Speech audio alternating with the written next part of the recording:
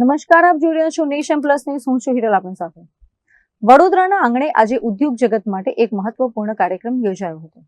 ગુજરાત સરકારના think tank greet અને જીઆઈડીસીના સંયુક્ત ઉપક્રમે transforming Gujarat into a hub four advance manufacturing વિષય પર એક દિવસીય નેશનલ લેવલ સ્ટેક હોલ્ડર ફોરમનું આયોજન કરવામાં આવ્યું હતું. રાજ્યની વિકાસ વ્યૂહરચનાઓને આગળ વધારવાના અને વિકસિત ભારતના વિઝનને વિકસિત ગુજરાત દ્વારા સાકાર કરવાના ધ્યેય સાથે ગુજરાત સરકાર દ્વારા ગુજરાત રાજ્ય ઇન્સ્ટિટ્યુશન ફોર ટ્રાન્સફોર્મેશનની સ્થાપના કરવામાં આવી હતી.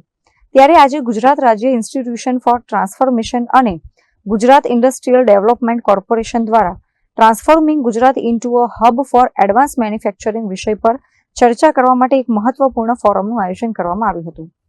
વડોદરા મ્યુનિસિપલ કમિશનર અને જિલ્લા કલેક્ટરના સક્રિય સહયોગથી આ ફોરમનું આયોજન કરવામાં આવ્યું હતું, જેમાં ગુજરાત રાજ્ય ઇન્સ્ટિટ્યુશન ફોર ટ્રાન્સફોર્મેશનના સીઈઓ એસ અપર્ણા ખાસ ઉપસ્થિત રહ્યા હતા.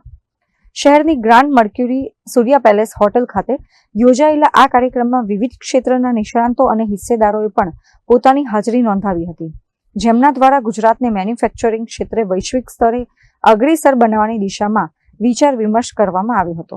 આજે અહીંયા વડોદરા ખાતે ગુજરાત રાજ્ય ઇન્સ્ટિટ્યૂટ ફોર ટ્રાન્સફોર્મેશન જે નીતિ આયોગના ગુજરાતના પેરેલલ ઓર્ગેનાઇઝેશન છે, એ ગુજરાત રાજ્ય સરકાર, ઇન્ડસ્ટ્રીઝ ડિપાર્ટમેન્ટ, જીઆઈડીસી અને અહીંયા લોકલમાં ડિસ્ટ્રિક્ટ એડમિનિસ્ટ્રેશન તરફથી અને મ્યુનિસિપલ કોર્પોરેશન તરફથી પણ જે સપોર્ટ ખાલી કરવામાં આવ્યું છે. મેઇન ઓર્ગેનાઇઝેશન તો ગ્રીટ જ કરી રહ્યા છે.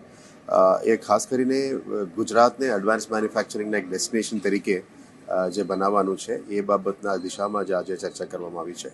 ગ્રીટ દ્વારા એડવાન્સ લેવલ મેન્યુફેક્ચરિંગના વર્કશોપ અહીંયા વડોદરામાં કરવાનું કારણ એ છે કે વડોદરાને પણ એક ડેસ્ટિનેશન તરીકે અત્યારે જોવાને રાજ્ય સરકારે નક્કી કર્યું છે. સાથે સાથ જે રિજનલ ઇકોનોમિક માસ્ટર પ્લાન છે એ સેન્ટ્રલ ગુજરાત માટે વડોદરા એને કેન્દ્રિત બનાવીને 8 જિલ્લાનું સેન્ટ્રલ ઇકોનોમિક માસ્ટર પ્લાન અહીંયા બનાવી રહ્યા છે. આપ જાણો છો કે વડોદરા ઓલરેડી બ્લેસ્ડ છે કે DMIC corridor, DMIC corridor, DFSC corridor, high speed railway corridor, આ બધા વડોદરાથી પસાર થનાર છે. આને ધ્યાને લેતા અને જે સેન્ટ્રલાઇઝડ કરતાં ડિસેન્ટ્રલાઇઝડ મેન્યુફેક્ચરિંગને પ્રોત્સાહન આપવા બદલ ગુજરાત રાજ્ય સરકાર અને ભારત સરકાર તરફથી જે સપોર્ટથી વડોદરાને વેગ આપવા માટે આવ્યું છે. એટલે અમારા પણ વિનંતી હતી કે વડોદરામાં વર્કશોપ સારી રીતે થઈ જાય. અમે ગ્રીટને આભાર માનીએ છીએ કે વડોદરાને આ ડેસ્ટિનેશન તરીકે ચૂઝ કર્યું છે. અને આપ જાણો છો કે આવનારા દિવસોમાં રિજનલ વાઇબ્રન્ટ સમિટ પણ વડોદરામાં થવાની છે. એની પ્રિકર્સર તરીકે આ વર્કશોપને અહીંયા ઓર્ગેનાઇઝ કરવામાં આવ્યું છે. ખાસ કરીને નવા industries like semiconductors, global capability centres, data and AI, pharma, power engineering, આ બધા સેક્ટર્સને વેગ આપતા અને એડવાન્સ મેન્યુફેક્ચરિંગમાં માની લો એરોસ્પેસ એન્જિનિયરિંગ સુધી પહોંચવા માટે આ નવી એક પહેલ છે.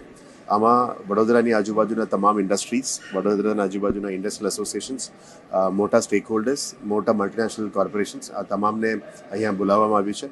એમની ઇનપુટ્સ પણ લેવામાં આવશે, જેથી કરીને જે રિજનલ ઇકોનોમિક માસ્ટર પ્લાન બનશે એમાં કયા સેક્ટરને કયા એરિયામાં એલોટ કરવી, કયા સેક્ટરને વેગ આપવી અને કયા સેક્ટરને જે ભારત અને ગુજરાતમાં આવતા સેક્ટરને વડોદરામાં એલોટ કરી શકાય, એ દિશામાં એક નાનું પ્લાનિંગની પહેલ છે.